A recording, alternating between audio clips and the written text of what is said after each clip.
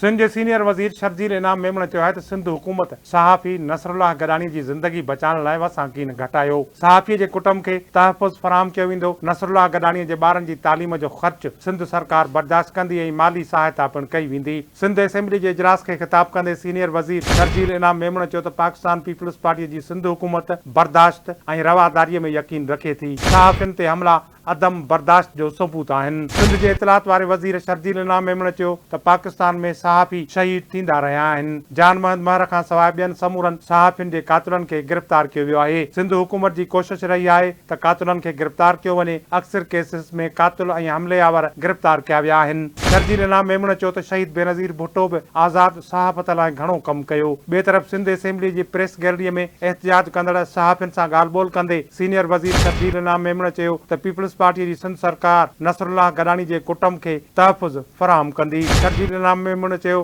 त सिंध हुकूमत नसरुल्लाह गडानी जी हयाती बचाइण लाइ हर मुमकिन कोशिश कंदी। सहाफ़ी नसरुल्लाह गडानीअ ते 3 ॾींहं अॻु हमलो कयो वियो हो। शहीद नसरुल्लाह जी अस्पताल पहुचण खां अॻु सिंध हुकूमत अस्पताल में इंतज़ाम कया हुआ। सीनियर वज़ीर शर्जील इनाम मेमण चयो त शहीद सहाफ़ी नसरुल्लाह जे ॿारनि जी तालीम जो ख़र्च सिंध हुकूमत बर्दाश्त कंदी ऐं खेनि मुकमिल तहफ़ुज़ फराहम कयो वेंदो।